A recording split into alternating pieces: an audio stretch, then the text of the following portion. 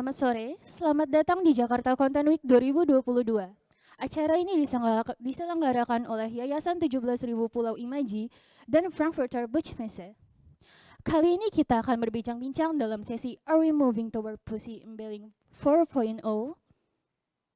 Sesi ini adalah bagian dari Litfest, sebuah program yang fokus pada perbincangan sastra, perbukuan, melingkupi soal produksi, distribusi, komunitas, dan aktivisme, serta wacana terbaru di wilayah Asia Pasifik, dengan mengundang para penulis dan pelaku sastra dan perbukuan, kenamaan dari Indonesia dan mancanegara. Saya akan memperkenalkan moderator kita yang akan memandu diskusi hari ini, yaitu Kalbarjan. Kalbarjan memulai karirnya sebagai penulis dan editor di media online sejak tahun 2016. Kini, ia adalah pendatang baru dalam kancah perpuisian ibu kota, kerap menghadiri berbagai acara pembacaan puisi sejak tahun 2017.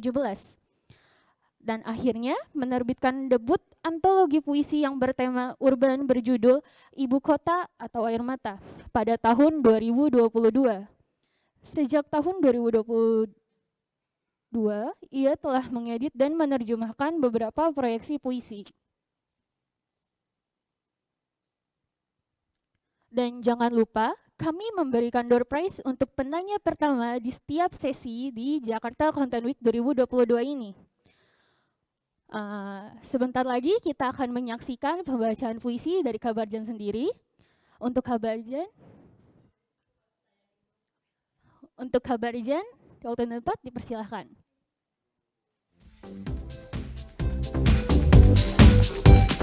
Terima kasih. Halo, selamat sore hadirin semua.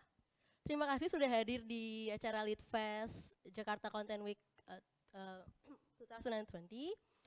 2022. Sorry, nervous saya. Kali ini kalian semua hadir di event yang diskusi bertajuk Are We Moving Towards Puisi Embedding 4.0? Sebelum saya memperkenalkan panelis, sekarang saya akan menjelaskan terlebih dahulu apa sih sesi discussion kita pada sore hari ini.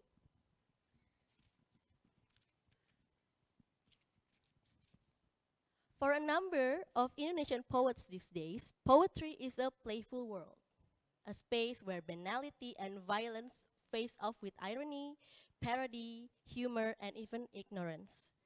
These poets have engaged in an exploration of humor and parody, and in doing so, shunting aside grandeur and seriousness. Maybe this world is an uncomfortable one, so we need games, jokes, and parodies to maintain our sanity. We saw this happen before. In the 1970s, for instance, with the emergence of Puisi Embedding, poems by Remy Silado, Yudhistira, and Emma Sardi, and others, they wrote poetry as a form of rebellion towards Indonesia's established poetry regime, in which humor and violation of rules were imperative. So, is the current generation of poets now in the process of creating their own Puisi Embedding? Or are they adapting another form of mischievous poetry? Dan dalam kesempatan kali ini, saya nggak sendiri, saya akan ditemani oleh dua pembicara yang mana kebetulan saya kenal orangnya, jadi mungkin pembicaraan ini bisa jadi lebih sedikit santai. Yang pertama ada Hamzah Muhammad Al-Ghozi, atau yang akrab disapa Hamzah, adalah penulis yang lahir di Rawamangun, Jakarta Timur. Ia telah menerbitkan beberapa terjemahan puisi dan prosa. Ia juga dinominasikan untuk penghargaan Badan Bahasa 2020. Hompimpa Alayum Gambreng yang diterbitkan oleh Anagram pada tahun 2022 adalah buku puisinya yang pertama. Oke, kepada Hamzah, silakan menemani saya di sini. Tepuk tangan, boleh? Oke, pembicara yang kedua sama sastrawan juga, specifically penyair ya. Keberatan ya kalau gue ngomong sastrawan. Oke, yang kedua ada Berto Tukan, penulis, peneliti, dan pengajar yang berdomisili di Jakarta dan kini aktif di Good School Ecosystem. Buku tunggalnya yang telah terbit adalah Seikat Kisah tentang yang Bohong, kumpulan cerpen pada tahun 2016. Kemudian Sudah Lama Tidak Bercinta Ketika Bercinta Tidak Lama, yang merupakan kumpulan puisi yang terbit pada tahun 2018. Kemudian Aku Mengenangmu Dengan Pening Yang Butuh Panadol, kumpulan puisi yang terbit tahun 2021. Dan yang terakhir, Kita di Rumah Saja dan Cemas Akan Dunia, kumpulan puisi yang terbit tahun 2021.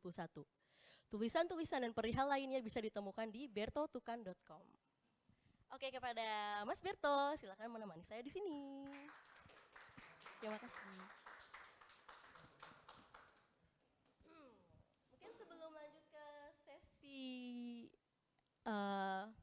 ke sesi yang utama, saya ingin menampilkan beberapa jenis puisi mungkin sebagai pengantar untuk diskusi kita pada sore hari ini. Oke, puisi yang pertama, teman-teman bisa lihat di sini. Ini ada salah satu puisi dari salah satu penyair yang akan menerbitkan bukunya dalam waktu dekat, namanya Aldiansyah Azura. Judulnya Akika Ya Akika. Dalam puisi ini, bisa teman-teman lihat, mungkin teman-teman membayangkan puisi itu harus ditulis dengan bahasa yang bahasa tinggi, bahasa yang culture, bahasa yang mungkin dakik-dakik seperti itu. Tapi di sini Aldiansyah bereksperimen dengan menulis puisi dalam bahasa Binan. Bahasa Binan itu adalah bahasa kode yang dibuat oleh komunitas gay dan juga transpuan untuk berkomunikasi dan juga sebagai alternatif komunikasi ketika mereka dalam bahaya atau harus survive. Nah, bisa dari sini Akika Tinta Mawar Tawar. Aku tidak mau tahu. Apose yang Yei bilang, apa yang kau katakan, apa yang kau bilang. Ini bisa dibaca. Oke, aku suka banget puisi ini. Bisa di next. Yang kedua, ini juga salah satu penyair yang puisinya sempat ketika tahun 2020 atau 2021 sempat mendapatkan banyak retweet dan likes di Twitter. Ini puisi dari Adip Arkan. Di sini dia mencoba untuk melakukan eksperimen dengan mungkin ini juga salah satu yang tidak umum, yang tidak kita temukan di mungkin banyak puisi koran dan juga puisi yang kita temui di toko buku lah ya. Dia mencoret hampir sebagian besar puisinya. Dan ini juga merupakan salah satu yang tadi saya katakan adalah bentuk rebellion juga dalam berpuisi. Next. Nah, kalau puisi ini ada dari penyair urban Ratri Ninditya, judulnya Rust, yang terbit di Jurnal Selatan. Di sini ia mengkolek peristiwa dan juga benda-benda yang ada di sekelilingnya berdasarkan pengamatannya tanpa harus peduli dengan estetika bahasa mungkin. Kayak dia langsung aja menempel peristiwa dan juga benda-benda yang dia lihat dalam kesehariannya. Turn off alarm clock, absent fingerprint, cek BB, snooze BB, alarm turn off BB, alarm towel, shower cap. Jadi ya mungkin terkesan acak-acakan, tapi apakah ini puisi? Nanti ini yang akan kita bahas bersama Hamzah dan juga Mas Berto. Next. Nah, kalau ini puisi anonim yang juga saya temui di internet, judulnya Pertanyaan Tertutup. Ini puisi yang bermain bentuk mungkin ya. Jadi di sini bentuknya adalah seperti kuesioner tertutup. Apakah sinar bulan membasuh wajahmu saat ia meninggalkanmu? Ya, tidak bisa jadi. Nah, seperti itu. Jadi ada macam ragam bentuk puisi yang mungkin agak weird, nyentrik gitu. Next. Nah, kalau puisi ini saya temukan juga di Twitter sekitar tahun lalu. Ini adalah plesetan atau parodi dari puisinya Hairil Anwar yang Tak Sepadan. Diubah menjadi Gak Worth It. Aku kira begini deh jadinya, kamu kawin, beranak dan berbahagia, sedang aku akan nge-shit post tiap hari kayak incel di Twitter. Internet celebrity. Oke, ini sorry. Ini salah satu contoh puisi yang kenapa saya taruh di sini, karena ini bisa jadi pengantar puisi yang bagus untuk ke diskusi, karena apakah benar yang seperti ini tuh bisa disebut puisi gitu? Oke. Masuk aja sebelum aku boleh opening sebentar gak? Boleh ya? Jadi contoh-contoh puisi yang tadi saya tampilkan bisa dibilang adalah upaya para penyair untuk bermain-main di tengah hegemoni puisi-puisi yang telah mapan. Yang selama ini kerap kita baca di koran atau majalah sastra atau mungkin yang biasa kita temukan di rak buku di toko buku. Puisi-puisi yang kini, yang masa kini, yang juga salah satu yang saya tampilkan tadi, termasuk kontemporer. Yang termasuk kontemporer itu bisa jadi merupakan sebuah bentuk pemberontakan atau aksi anarkisme terhadap puisi-puisi yang selama ini dipenjara oleh aturan-aturan, format, atau mungkin oleh sejarah sastra. Namun kini puisi yang sekiranya dianggap mewah, adiluhung, sakral, atau hanya bisa ditulis oleh para intelektual, atau hanya bisa ditulis oleh orang yang berlatar belakang pendidikan sastra saja, atau mungkin hanya bisa ditulis oleh orang yang paham sejarah sastra. Sepertinya pandangan itu sudah tidak berlaku lagi. Karena sekarang semua orang bisa menulis puisi. Semua yang di ruangan ini pun bisa, terlepas dari apapun backgroundnya. Karena puisi itu adalah hal yang biasa-biasa saja kok, bahkan bukan barang canggih atau mutakhir. Jadi, saya simpulkan di sini bahwa setiap orang adalah penyair. Bisa jadi. Saking biasa-biasa sajanya puisi, mereka ada di mana-mana. Sajak-sajak ada di sekeliling kita dan dekat dengan keseharian. Kita hanya tinggal mengamati atau mencomotnya. Terlebih di era internet seperti sekarang, kita bahkan bisa menulis puisi dan mempublikasikannya dengan sangat mudah, segampang nge-tweet atau nge-post foto di Instagram. Sebab kini puisi adalah sesuatu yang playful. Dunia main-main, sarana ugal-ugalan, ketika banalitas dan kekerasan hidup dihadapi dengan ironi, parodi, humor, bahkan dengan sikap masa bodoh terhadap aturan dan juga sejarah sastra. Para penyair masa kini kerap bermain-main dalam hal bentuk, bahasa, gaya, tipografi, bahkan alih kode, lintas disiplin, lintas media, atau bahkan mereka melakukan negosiasi makna dengan pembacanya melalui kemasan puisi yang lebih nyentrik. Penyair bahkan dapat menghancurkan hegemoni puisi koran atau puisi majalah dan membangun rezim puisinya sendiri, tanpa harus dibayang-bayangi oleh tokoh, nama-nama besar, atau kanon-kanon sastra. Mereka punya otoritas sebagai pengabsah karyanya sendiri dan menerbitkannya di berbagai kanal. Oke, sedikit lagi ya. Selain itu, penjelajahan kepada humor dan parodi terutama membuat segala yang serius dan agung yang selama ini menempel pada puisi menjadi terbatalkan. Kita memerlukan permainan, kritik dan ledekan, ironi dan parodi agar jiwa kita menjadi sehat. Fenomena ini pertama kali mengemuka dalam khazanah perpuisian Indonesia pada awal tahun 1970-an dengan kelahiran gerakan puisi Mbeling yang dipelopori oleh Remi Silado, Yudhistira A.N.M. Masardi, Sanento Yuliman, Jehan Sukmantoro, dan lain-lain. Saat itu mereka ingin merebut ruang, merebut exposure dari majalah sastra yang hegemonik, sebut saja Horizon, atau ada juga Budaya Jaya, yang kanon, yang hanya mengkurasi dan mempublikasikan puisi yang warnanya seragam, yang hanya itu-itu saja. Ya warnanya Horizon lah yang mungkin yang berbudaya, yang dengan bahasa yang dakik-dakik, bahasa tinggi, yang kontemplatif, yang adiluhung, atau yang elitis. Gerakan puisi Mbeling ini pertama terbit di majalah Aktuil pada akhir tahun 1971 dan awal tahun 1972. Aktuil ini adalah salah satu majalah yang terbit di Bandung yang membahas tentang musik pop sebenarnya. Nah, kita masuk ke diskusi nih. Masuk dulu kali ya sekarang. Mulai serius. Apakah generasi penyair kini sedang menuju puisi Mbeling? Atau mereka mengambil model puisi selengean yang lain lagi? Mungkin ini pertanyaan yang akan kita bahas adalah apakah kita benar-benar sedang menuju puisi Mbeling dan bagaimana peran teknologi, karena ini kan 4.0 ya, dan peran teknologi nggak akan pernah bisa lepas, internet, sosmed itu nggak bisa lepas, dan apakah kita sedang menuju ke Mbeling 4.0 itu. Nah, sebagai pengantar aku langsung tanya ke dua-duanya, ke siapa dulu kali? Ke Hamzah dulu ya. Oke. Magister. Oke, apakah kita sedang menyongsong Menyongsong. puisi Mbeling 40 bisa jadi kita menyongsong puisi terus ya, tapi apakah itu embeling kita nggak tahu gitu. Bisa kita rumuskan masing-masing sesuai dengan selera, terus kebutuhan kita menamakannya apa. Tapi yang jelas sekarang apa yang mungkin dimaknai sebagai puisi embeling itu sebagai sejarah sastra atau seni alternatif gitu, bahwa ia pernah ada di tahun 70 dan itu namanya embeling gitu.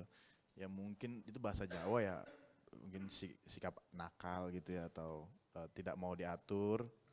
Nah kalau di sekarang mungkin terserah orang bisa menamakannya apa ya, ugal-ugalan, puisi cuek atau apa gitu. Tapi dua hal yang mungkin bisa dikatakan ya kita menuju puisi embeling 4.0 adalah ada semacam kayak ke masa bodohan terhadap sejarah puisi itu sendiri, dalam artian si penyair ini bertanya ke dirinya sendiri, apakah aku harus menulis puisi dengan beban sejarah puisi Indonesia modern gitu yang telah dituliskan oleh H.B. Yasin, dilanjutkan dengan kritikus-kritikus yang mengangkat puisi-puisi Indonesia modern, estafetnya gitu. Apakah aku harus terbebani dengan itu? Dan yang kedua adalah bisa jadi dengan pijakan ke masa bodoh amatan itu, teknologi mengambil alih gitu. Teknologi mengambil peran yang sangat fleksibel untuk menamakan sesuatu itu disebut puisi gitu. Kalau di tahun 70 mungkin yang terjadi adalah lintas disiplin di puisi aktuil misalnya tahun 70-an itu dan majalah sejenisnya, kita ngelihat puisi lintas disiplin dia bersanding dengan rupa gitu. Jadi ada yang disebut rubrik di aktuil bukan rubrik kayak sastra atau rubrik puisi, tapi galeri pop. Nah itu kan puisi bersanding dengan rupa, sastra bersanding dengan rupa. Nah kalau di teknologi hari ini, ia bisa menjadi apapun, bisa menjadi bentuk-bentuk yang bisa jadi JPEG, ya kan, kita tahunya JPEG, terus MP4 gitu, video, Instagram story, jadi lebih lintas media hari ini. Kalau dulu lintas disiplin, jadi perambahan kayak bagaimana si sastra bertemu dengan bidang lainnya gitu, kayak gitu sih. Oke. Dua hal itu. Mungkin sebelum aku ke Mas Berto, aku mau nanya sekalian sama Hamzah nih. Menurut lo apa sih? Udah lo gue nih ya, udah lo gue. Gak apa-apa nih, gak boleh gak sih? Boleh. Oke, sip. Apa sih ciri-ciri dari puisi embeling tersebut gitu? Sejauh apa puisi itu disebut, oh ini embeling nih, atau mungkin ini puisi yang puisi awam gitu, itu apa? Ada gak sih pakem-pakem atau ciri-cirinya? Ketika lo baca puisi, oh ini embeling banget nih gitu. Iya punya puisi yang dalam tanda kutip embeling, ia punya semangat untuk menertawakan diri sendiri lebih keras daripada menertawakan orang lain, menertawakan dirinya gitu. Jadi bisa jadi ada semacam bagaimana hal-hal wajar, hal-hal yang sifatnya lumrah di keseharian dan ditemukan dan dialami khususnya, itu mungkin tidak berjarak dengan apa yang tergambarkan pada puisi gitu. Jadi kalau misalnya kalau bisa tidak mengabstraksi, tidak usah abstraksi gitu. Jadi yang konkret aja dihadirinnya gitu sih. Kalau dari bentuknya atau mungkin ada gimana? Bentuknya bahasa Indonesia, terbuat dari bahasa Indonesia mungkin ya. Dari mana tuh? Dari mungkin lo bisa nilai gitu. Apakah yang misalnya nih puisi liris, apakah dia juga bisa disebut embeling gitu? Bisa, tapi kalau sejauh ia ingin memparodikan, tadi Barjan nyebut memparodikan atau ngasih ironi tentang hidup, tapi dia ingin melepas atau mempreteli beban sastranya gitu kayaknya sih. Jadi ini puisi kayaknya sih. Jadi dia sendiri meragu kayaknya dari penyairnya gitu. Kayaknya enggak deh. Jadi ada cueknya juga gitu. Kalau puisi selama ini mungkin seorang penyair akan berpikir kalau selama ini puisi yang dia baca adalah puisi yang merdu, aku pengen bikin yang tawar gitu. Gue pengen bikin yang sumbang gitu. Itu sikap embeling kayaknya. Cuek tadi itu ya? Kayaknya sih. Oke, acuh tak acuh. Oke, sekarang beralih ke Mas Berto. Apa sih puisi embeling bagi Mas Berto dan apakah benar kita sedang heading towards puisi embeling 4.0? Ya, mungkin ya sejarah segala macam tadi Hamzah udah ini juga, terus tadi Barjan juga udah nyampain ya. Tapi mungkin satu hal gitu, kalau embeling itu kan ada makna dari embeling itu dimaksudkan sebagai keluar pakem. Puisi-puisi yang keluar dari pakem puisi gitu loh. Kan makna embeling kan di situ ya sebetulnya. Seperti misalnya pernah dulu ada satu buku dari Marshall Clark yang ini yang wayang beling, sastra Indonesia masa Orde Baru gitu kan. Sebetulnya makna dari kalau di dalam pembahasan si Clark itu kan wayang yang keluar dari pakem wayang gitu. Nah, jadi betul tadi yang Hamzah bilang dan tadi Barjan juga sempat bilang kan memang keseharian segala macam gitu-gitu, parodi segala macam ya. Cuma Gak apa gue aja tuh. gua lebih Ntar gue ikut tuh. gue lebih ngelihat keluar pakemnya nih yang menjadi penting untuk ngebicarain puisi embeling gitu. Artinya ketika muncul nama puisi embeling itu sebetulnya orang atau dunia puisi Indonesia juga mau nerima dia sebagai puisi apa enggak nih? Karena kan makna embeling sendiri keluar dari pakem puisi gitu. Keluar dari pakem puisi. Jadi artinya kan puisi ada pakem nih. Nah muncul nih embeling, puisi embeling. Dan diberi penjelasan pemaknaan bahwa puisi embeling adalah puisi yang keluar dari pakem puisi. Artinya kan, nah dia ini puisi apa bukan? Kalau puisi masih punya pakem. Iya kan? Berarti ketika kita ngomongin puisi embeling kita setengah-setengah gitu loh. Setengah-setengah dalam pengertian ketika kita ngomong puisi embeling, itu kalau menurut gua itu kita memaknai dia sebagai setengah-setengah. Antara puisi bukan tapi puisi gitu-gitulah. Jadi gua sendiri kalau kita memaknai itu sebagai puisi ya puisi aja gitu. Enggak usah puisi embeling karena puisi embeling punya makna itu keluar dari pakem gitu. Ada sebuah pakem yang dipegang terus yang ini keluar nih. Nah gitu. Jadi ada separuh-separuh gitu kira-kira. Oke. Nah, kecenderungan untuk keluar dari pakem ini yang saya tahu karena saya kebetulan udah baca dua karya kalian gitu dan sangat menikmatinya dan itu keluar dari pakem lah bisa dibilang dan juga mungkin kalau tahun 70-an ya ini masuknya embeling gitu yang Panadol dan yang Home Pimpa itu. Nah, kalau Mas Berto dulu kali ya. Kenapa sih muncul kecenderungan para penyair nih untuk menulis dengan gaya beling ini gitu, atau keluar dari pakem tadi? Kenapa ada kecenderungan itu? Pertama mungkin gimana ya? Sebagai penyair mesti jujur apa enggak ya? Keluar dari pakem mungkin kalau yang gue perhatikan dan juga memang mungkin yang kita tahu bersama gitu. Pertama bahwa kan dunia puisi itu kan puisi dunia yang sempit ya. Terus udah sesak gitu loh. Mungkin juga ada kebosanan dengan gaya-gaya tertentu. Atau malah tadi mungkin gue merasa ada persinggungan penulis atau penyair dengan dunia-dunia lain gitu. Dunia-dunia lain di luar puisi gitu keseharian. Dia kan bersinggungan dengan macam-macam hal gitu ya. Nah di situ ya mengakibatkan pemaknaan atau pemahaman dia untuk puisi juga dibentuk dari persinggungan-persinggungan itu gitu. Jadi gue merasa itu bukan sebuah pilihan yang murni dari penyair atau penulis lah ya, murni dari penulis sendiri, tetapi pemaknaan yang muncul dari begitu banyak hal yang dia ketemu di setiap hari gitu, di mana dia nongkrong, di mana dia ngobrol dengan teman-teman gitu ya. Misalnya agak kontradiktif kalau misalnya gue di good school gitu, tiba-tiba puisinya kayak puisi lirik gitu, wah itu kayaknya enggak nyambung gitu dengan so keseharian di color sana gitu ya.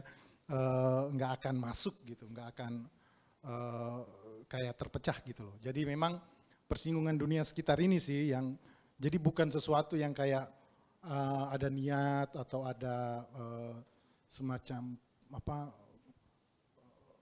pemberontakan gitu, enggak juga gitu untuk memberontak terhadap apa juga ya sastra hari ini ya. Enggak ada yang perlu diberontakin juga gitu dari ditubirkan gimana? Diributkan ada ya? iya, enggak ada yang perlu pemberontakan itu udah Oke. enggak perlu gitu. Oke, jadi nggak ada agenda pemberontakan Nggak, tadi lah ya. Kalau buat Hamzah sendiri kenapa lo menulis Home Pimpa Aleyum Gambreng yang begitu playful dan dan ugal-ugalan itu? Mungkin kita mungkin tahu kalau keindahan itu sesuatu yang klise.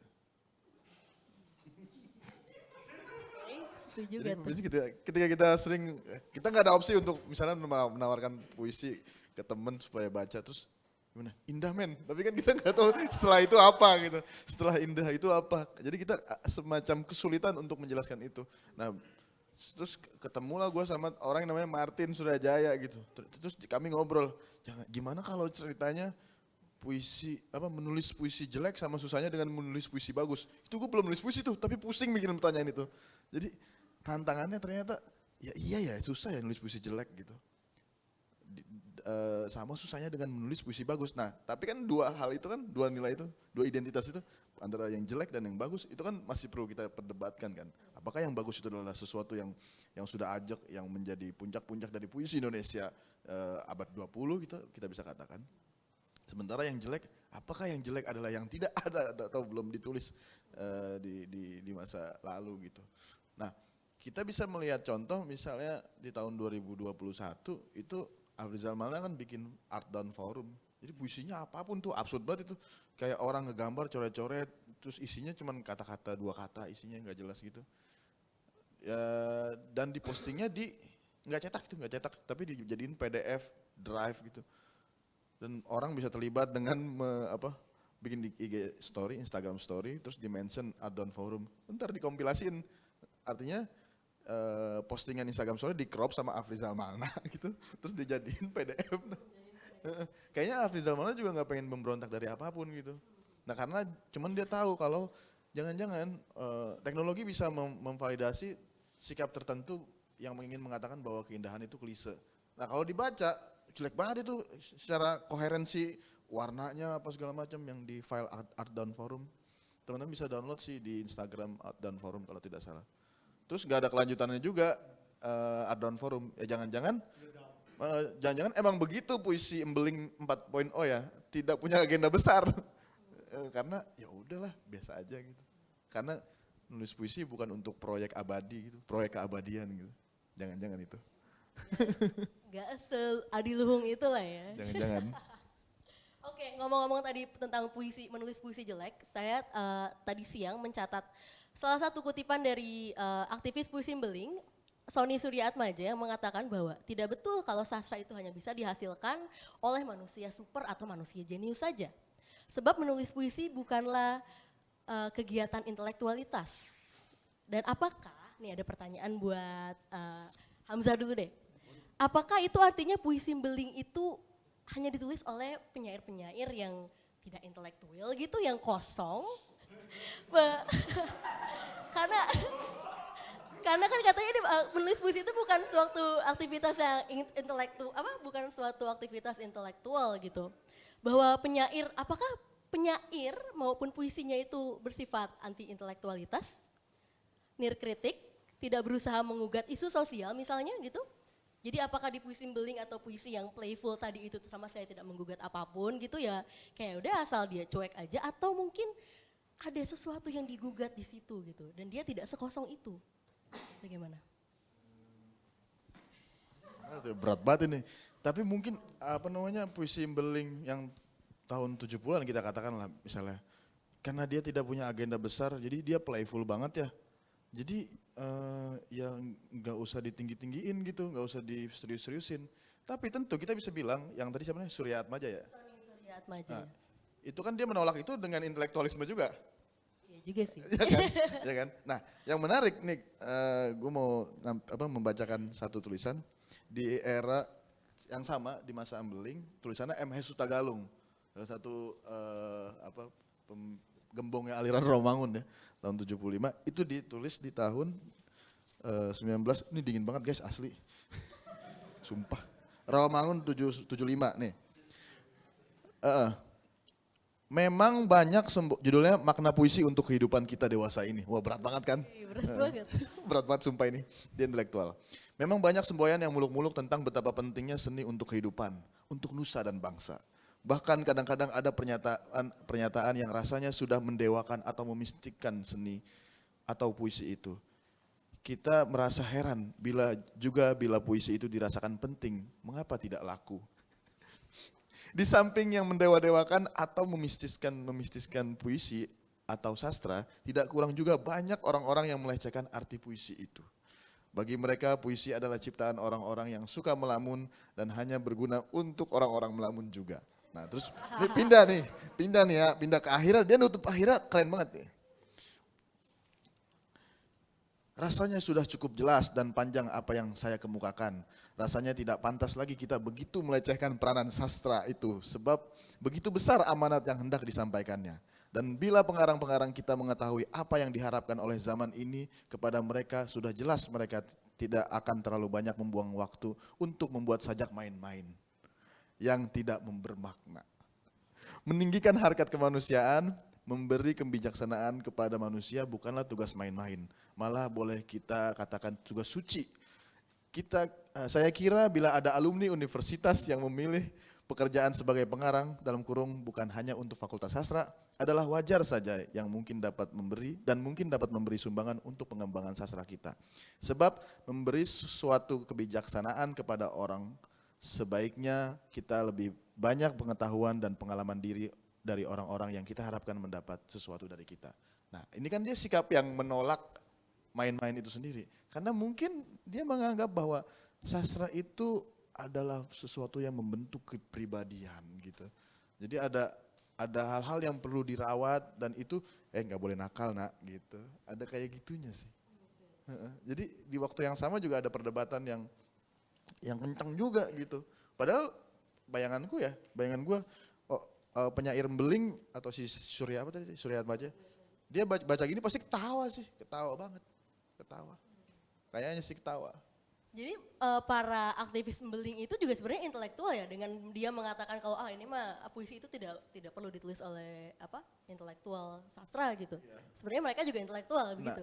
Bisa intelektual dan main-main, tapi main-main. Nah, terus mungkin dia akan menilai orang kayak M. Hesutagalung ini, serius banget sih Hutagalung kamu serius banget sih gitu. Kaku banget sih lo gitu. Kayak tadi puisi dibilang menulis puisi itu tugas suci seperti itu. Tugas suci ya Allah, tugas suci. Kalau buat Mas Berto gimana? Apakah berarti menulis puisi Beling itu kosong, anti intelektualitas, tidak menggugat isu apapun? Atau mungkin dengan bermain-main ini, dengan kita menulis ugal-ugalan, cuek tadi, kita bisa juga loh sebenarnya menyentuh atau menggoyahkan sebuah tatanan yang sudah mapan dan juga membahas isu sosial gitu, gimana? Mungkin yang tadi dibaca Hamzah kan fenomena puisi Beling di 70-an gitu ya. Yang mana memang kita tahu keadaannya jelas berbeda gitu sama keadaan kita saat ini gitu. Di masa itu mungkin lu nggak bisa semena-mena untuk mengkritik misalnya, untuk katakanlah mengomentari keadaan sosial, mengomentari keadaan pemerintah, keadaan politik gitu, mungkin di tahun itu beda banget dan gue pribadi nggak ada di situ sehingga nggak bisa memahami dengan begitu penuh gitu ya, dengan begitu sempurna keadaan kayak gitu di masa itu gitu. Jadi mungkin di masa itu barangkali mungkin barangkali memang sastra itu menjadi corong banget gitu untuk mengkritik macam-macam hal gitu. Makanya muncul banyak banget deh, bahkan orang penulis-penulis masa itu kan bermain-main dengan metafora gitu, mengubah misalnya tadi ya, misalnya tulisan Clark gitu kan di bukunya dia tuh Wayang Beling itu kan memberikan gambaran banget gitu bagaimana pakem-pakem wayang itu diubah sedemikian rupa untuk mengkritik sesuatu yang masa itu memang nggak bisa gampang dikritik gitu, nggak bisa semena-mena lu tulis di esai di koran gitu, korannya bisa tutup gitu misalnya. Sedangkan sekarang kan nggak gitu, sekarang kan meskipun ada undang-undang ITE ya yang baru ya, tetapi sekarang kan mungkin lebih bebas gitu loh, orang bisa lebih bebas, bisa lebih mengkritik, lebih punya wadah dan segala macam gitu. Nah mungkin kalau dalam konteks menulis puisi untuk mengomentari keadaan sosial, untuk menginiin keadaan yang mapan, mengganggu keadaan yang mapan, mungkin dalam konteks zaman ketika puisi Mbeling awal-awal muncul di Aktuil dan segala macam, dengan zaman kita yang mesti dibikin pembacaan ulang, gua rasa. Enggak bisa disamakan, keadaannya beda gitu. Dulu mungkin orang kritik pemerintah mungkin ya mesti muter-muter banget gitu ya. Sekarang kan tinggal bikin konten YouTube aja, beres, selesai gitu. Enggak perlu puisi juga sebetulnya. Podcast bisa jadi gitu misalnya. Enggak perlu melalui puisi yang metaforik dan lain sebagainya gitu. Keadaan ruang bermainnya beda gitu loh, ruang bermainnya udah beda, situasi ruangnya jadi beda, sehingga itu perlu dipikirkan ulang pertanyaan tadi. Dan fungsi intelektual juga beda di masa itu dan masa sekarang gitu. Itu juga mesti didefinisikan dulu nih sebelum kita masuk ke situ gitu. Di masa dulu ya intelektual sangat dituntut untuk misalnya lu mesti melihat keadaan ini seperti ini, lu secara dengan sikap lu sebagai seorang intelektual yang memahami berbagai macam hal atau mempelajari, bukan memahami ya, mempelajari berbagai macam hal, ini gimana? Itu kan diperlukan sikap gitu. Sedangkan mungkin sekarang posisi intelektual beda lagi nih. Mesti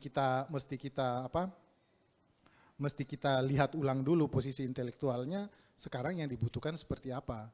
Nah disitulah baru kita bisa ngomong gitu, puisi ini harus atau puisi ini adalah tempat untuk mengomentari situasi atau enggak gitu. Itunya dulu nih menurut gue. Kalau menurut gue sekarang mengomentari situasi, mengkritik keadaan itu tidak semata-mata tidak semata-mata ruang untuk, bukan tugas utamanya puisi juga. Karena sekarang udah banyak banget, bahkan lebih ngaco, lebih parah gitu, lebih langsung, lebih sikat-sikatannya tuh lebih deh. Puisi mah ya enggak terlalu sampai di situ gitu. Orang bikin konten, orang bikin komentar terus viral itu lebih mengerikan ketimbang puisi, ketimbang cerpen gitu loh. Jadi fungsi yang itu yang memang mesti dipertanyakan. Nah balik lagi kalau menulis puisi Mbeling untuk dalam konteks posisi intelektualitas seperti tadi, itu apa tadi, sesuatu apa, nilai-nilai yang mesti kepribadian segala macam, pertanyaan kita malah balik lagi sastra itu sendiri. Itu masih di situ enggak gitu. Nah, itu yang perlu dipertanyakan dan gua rasa di situ baru kita ke puisi Mbeling sih. Kalau gua pribadi malah melihat teman penulis dan lain sebagainya yang sekarang dalam bentuk apapun malah mengomentari dan iniin keadaan yang sekarang masih bercampur-campur dengan segala macam visi atau misi yang dari dulu sampai sekarang gitu. Misalnya dari dulu masih ada puisi pamflet, sampai sekarang kita masih ketemu puisi pamflet masih ada gitu sampai hari ini. Pendefinisian fungsi kayak gini yang gue rasa perlu sih, bukan cuma untuk puisi Mbeling ya, gitu kira-kira. Oke, terima kasih. Lanjut ke langsung Mas Berto, aku mau nanya lagi nih, seperti halnya karya Mas Berto dan juga Hamzah gitu yang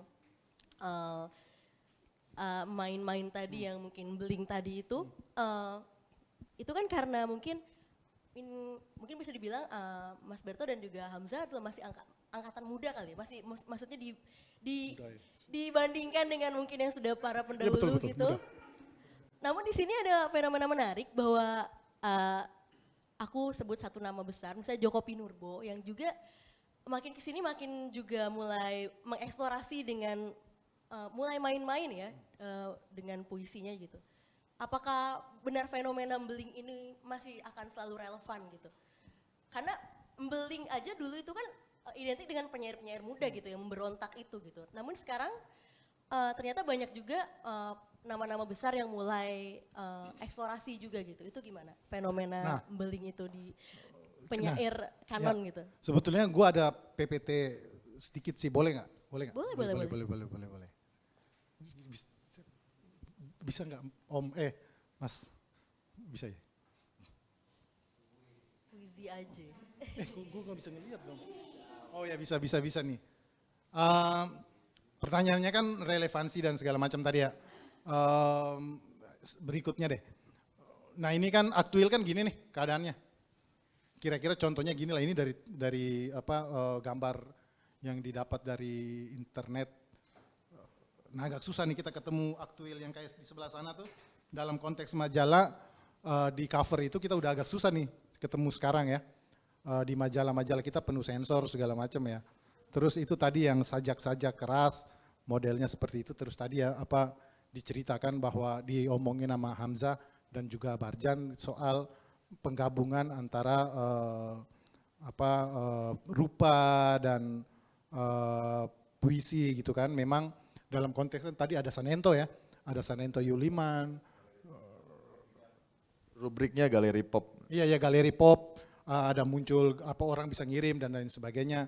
Jadi pertemuan-pertemuan kayak gitu kan. Nah slide berikut deh. Nah kita ini masa mereka nih. Terus masa sekarang kita pakai gini nih kan.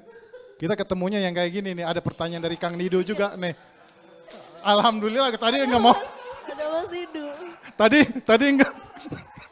Tadi nggak mau ditayangin, cuma ada Kang Nido. Gue tayangin aja.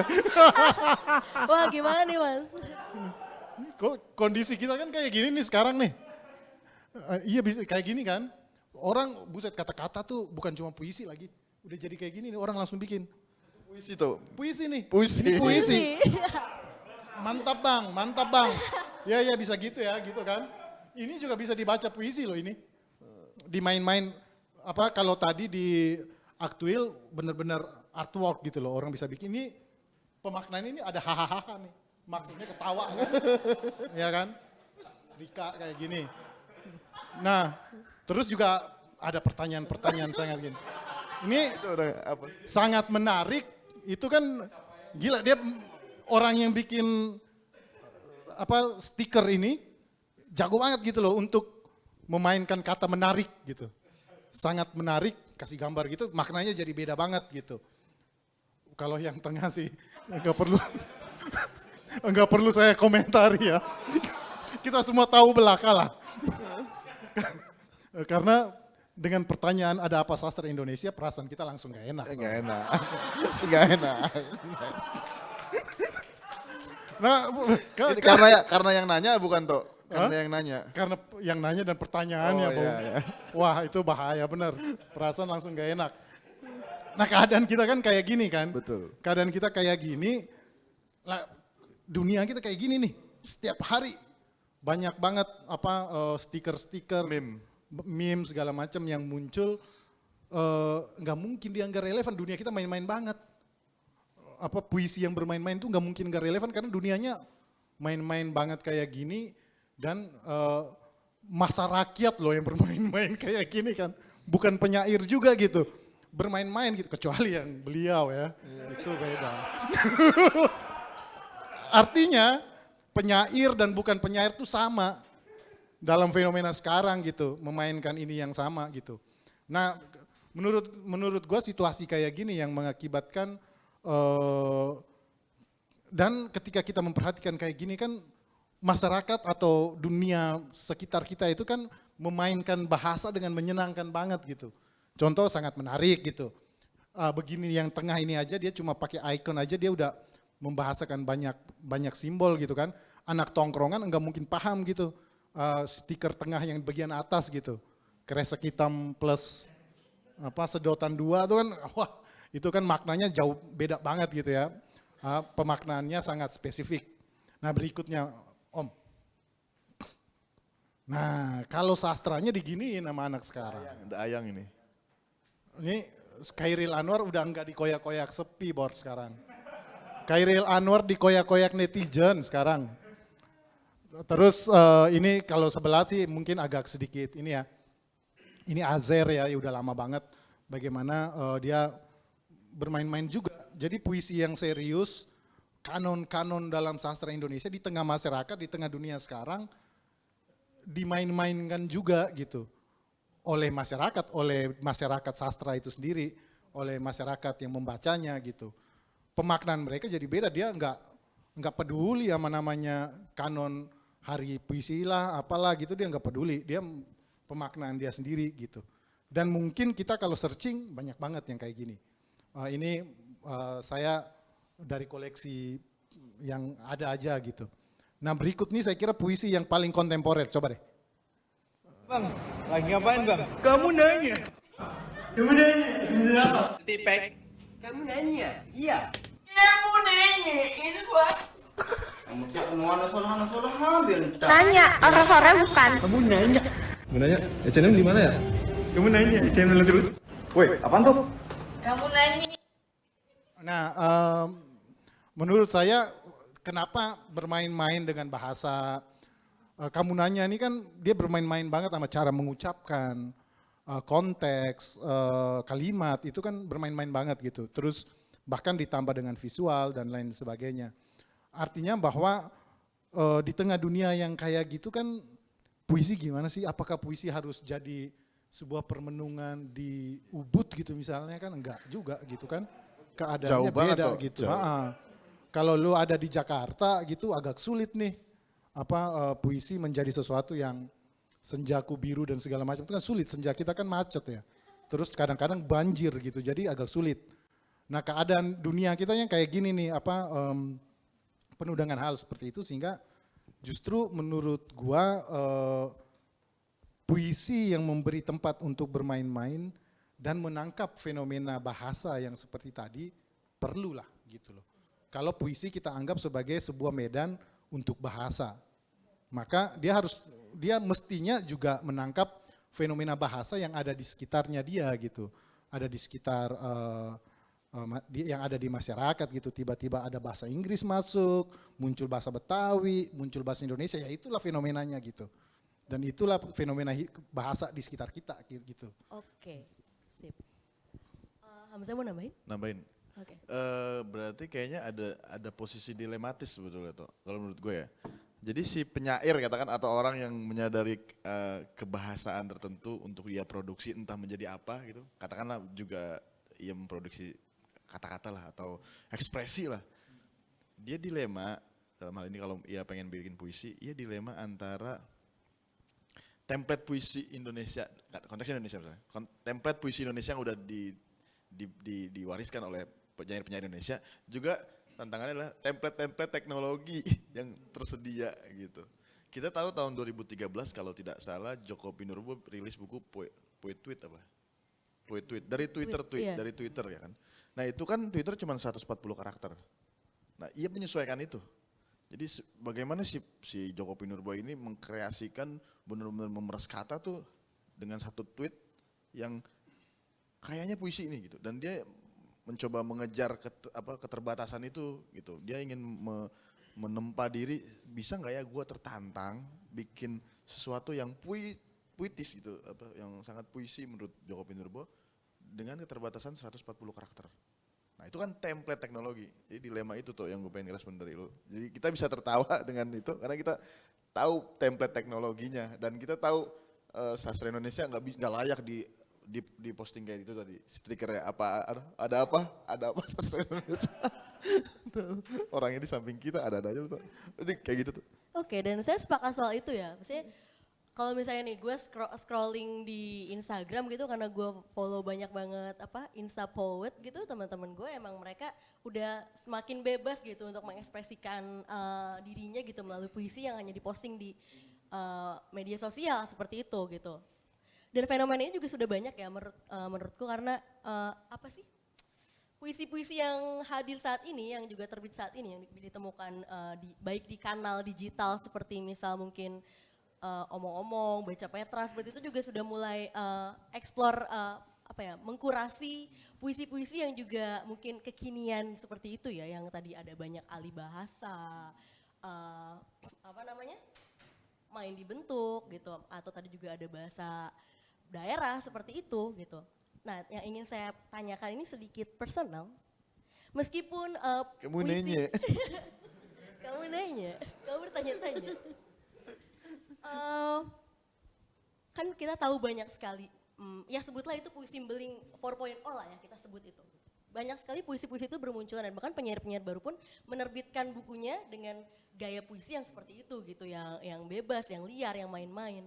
Namun masih adakah kehadiran para gatekeeper nih, para penyair-penyair yang tadi masih ya mungkin biasanya umurnya tua ya biasanya. Waduh. Wah, enggak bercanda. Waduh, Mungkin umurnya sudah tidak muda lagi gitu dan mungkin tidak cocok dengan gaya yang beling itu gitu dan akhirnya mereka menggatekeep apa namanya? Dan berupaya melanggengkan tatanan puisi yang memang sudah ada, yang sudah mapan gitu. Bagaimana pendapat Hamzah? Siapa dulu? Oh, Berta dulu. Mas Berto terhadap para gatekeeper sastra ini yang memang mereka masih ingin mempertahankan tatanan puisi lama dan mungkin apa ya, entah kayak agak sedikit ogah untuk membaca atau menerima bentuk-bentuk puisi baru yang nyeleneh itu gitu, yang selengean itu gitu. Ya, sejauh puisi yang bermain-main itu masih kita sebut sebagai puisi beling, kembali lagi ke apa yang awal kita obrolin ya. Kalau kita masih bilang puisi yang main-main itu sebagai puisi beling, artinya kan puisi yang di luar pakem puisi. Artinya memang masih ada dikotomi ketika ada puisi beling dan puisi liris misalnya gitu, atau karena pemaknaan, kalau nggak salah puisi beling itu juga disebut puisi awam. Iya kan ya? Iya, betul. Puisi awam artinya kan ya awam nih, bukan penyair gitu. Yang bukan penyair jangan ikut serta kan pada akhirnya kan. Karena pemaknaan puisi beling masih seperti itu. Sebagai sesuatu yang di luar pakem puisi atau sesuatu yang ditulis oleh awam. Puisi yang ditulis oleh awam, jadi ada dikotomi. Nah ketika dikotomi itu masih berjalan, berarti bahwa ada penilaian soal ini masuk puisi ini bukan, ya bisa kita, maksudnya bisa kita pahami dan bisa kita lihat sebagai sebuah sebuah yang memang mungkin terjadi gitu. Karena memang pemaknaan kita sendiri masih dibagi itu. Kalau misalnya semuanya dianggap puisi aja, ya udah kita rayakan aja gitu keberagamannya. Tapi kan kita di hari ini aja, kita bertiga ini aja ngomongnya kan dalam konteks puisi beling nih. Artinya puisi yang itu tadi, puisi yang di luar pakem dan puisi yang awam. Kalau pemaknaan siapa tadi di buku itu ya, pemaknaan dari teman di salah satu penulis itu. Jadi kalau menurut saya diskusi bahwa ini puisi apa bukan itu juga merupakan sebuah fenomena yang silahkan aja terjadi gitu. Silahkan aja terjadi dalam pengertian tinggal kita lihat hasil akhirnya nanti seperti apa nih. Apakah nanti pada akhirnya semuanya akan dirayakan aja sebagai puisi atau memang puisi butuh dikotomi.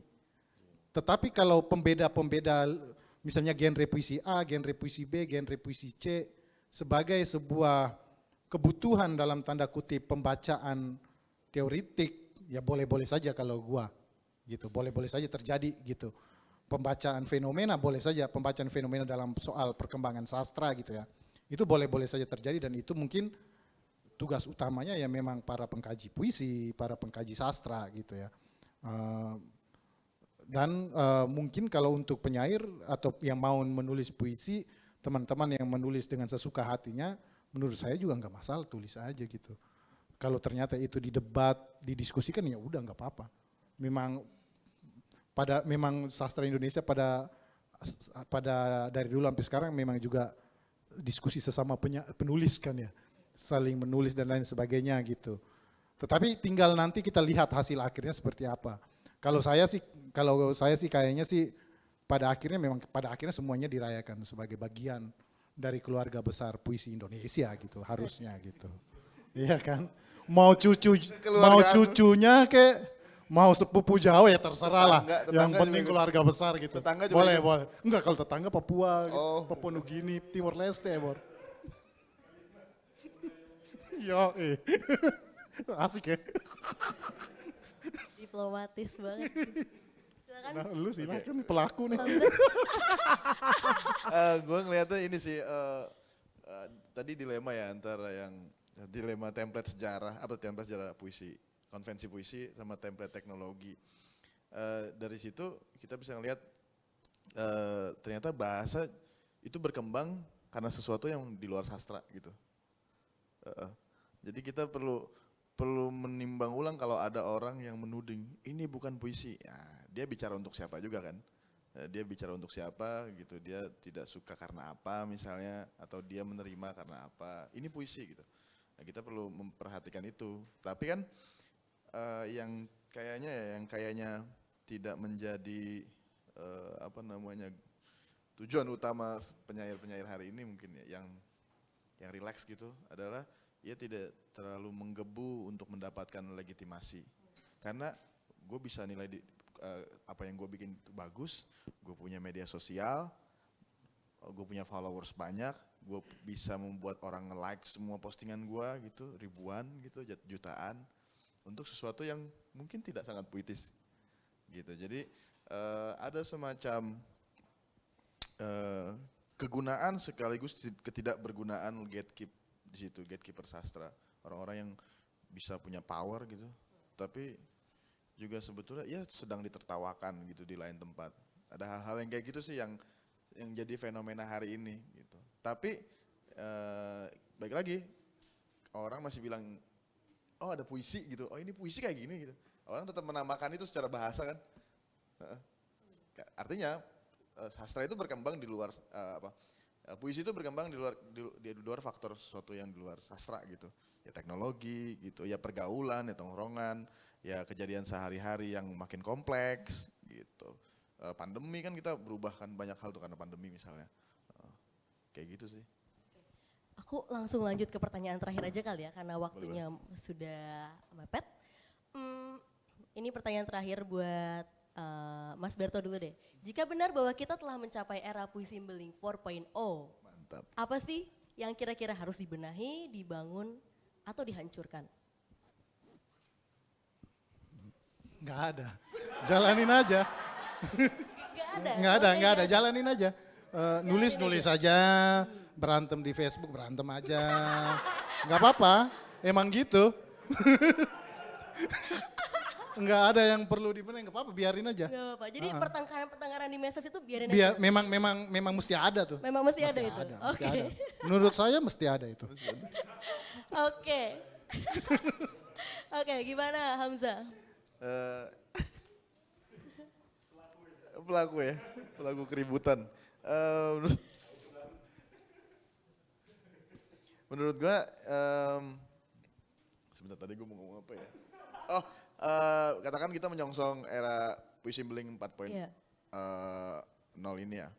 Kita bisa ngelihat kalau misalnya ada yang berubah. Ada satu rubrik di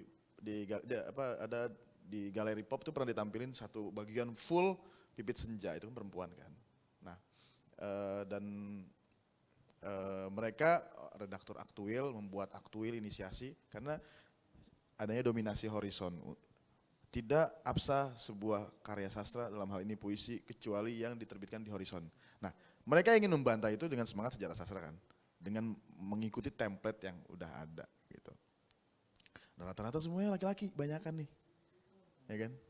Nah, apa yang kita lihat misalnya di puisi awal tuh Aldiansa itu kan bahasa Binan gitu. Adanya jangan-jangan teknologi membuat banyak sekali kemungkinan dari apa yang sebelumnya nggak ada.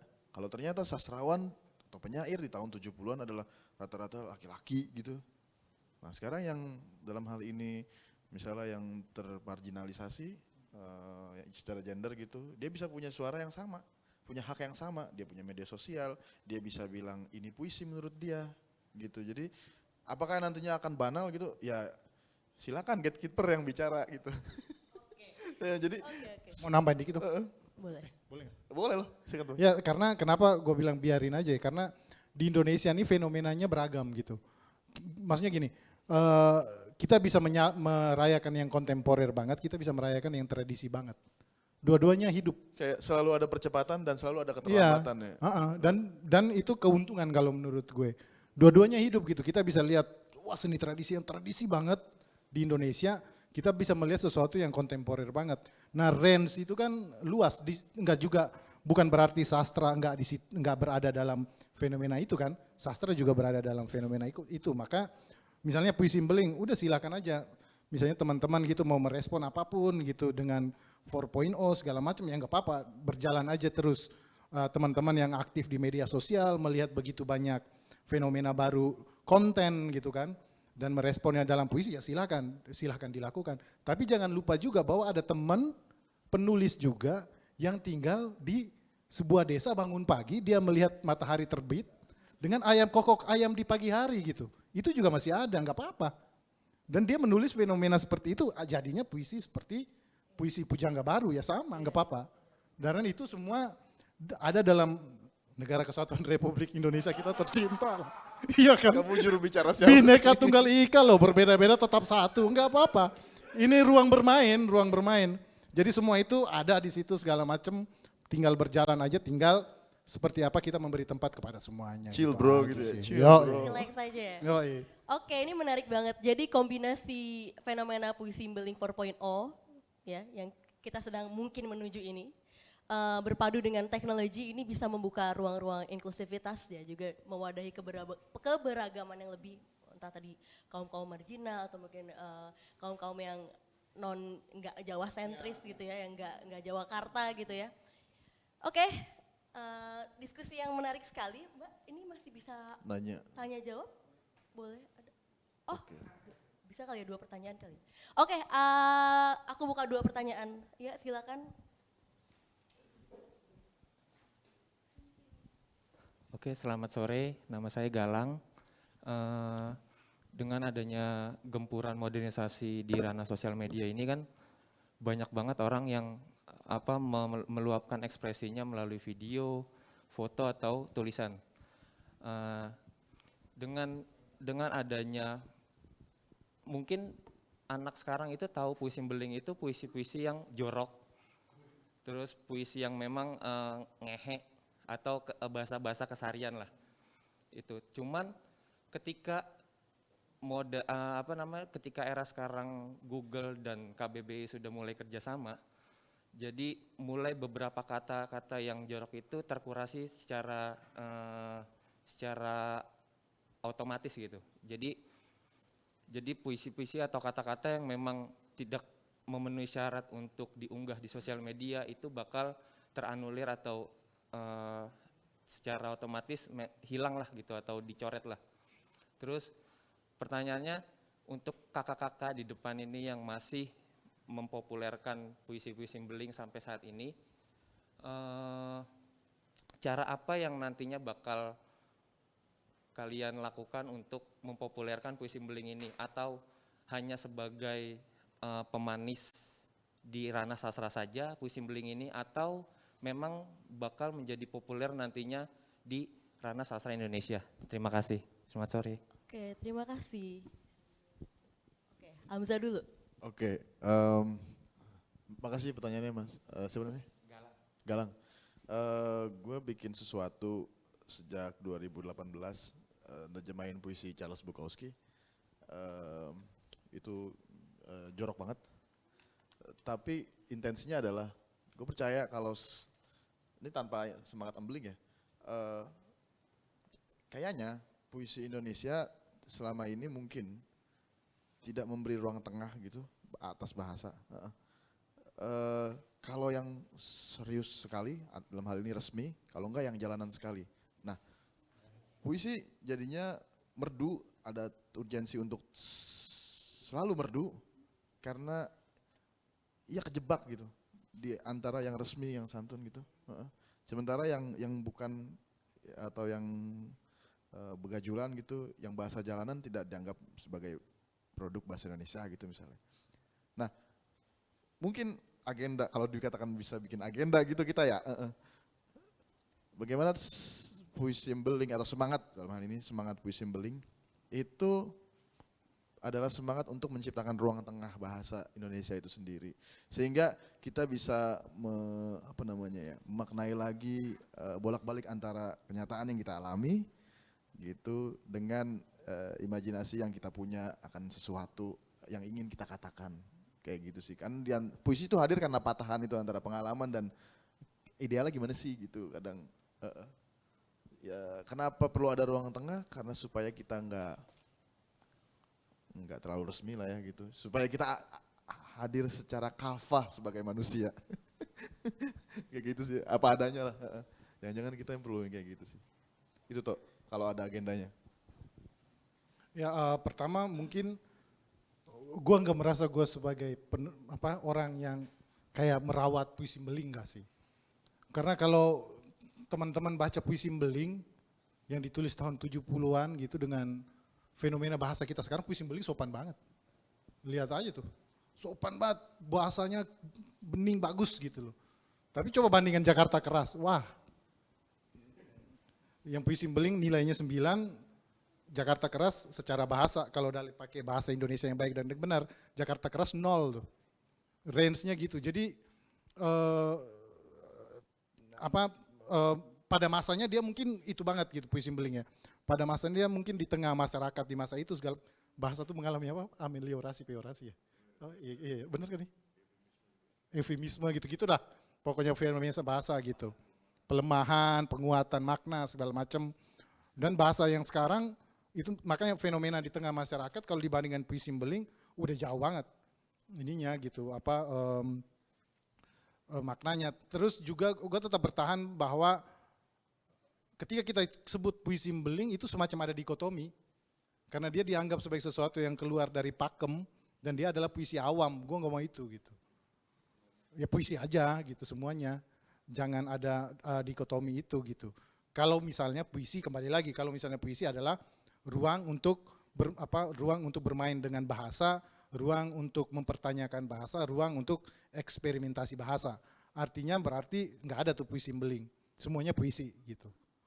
Jadi kalau menurut gua nggak ada agendanya yaitu merayakan bahasa, bereksperimentasi bahasa, menangkap fenomena bahasa di sekitar kita, gitu sih.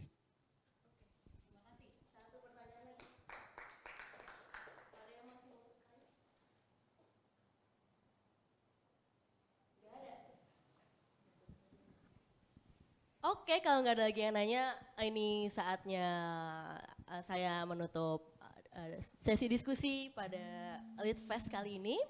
Terima kasih bagi yang telah hadir dalam acara Litfest Jakarta Content Week 2022 ini.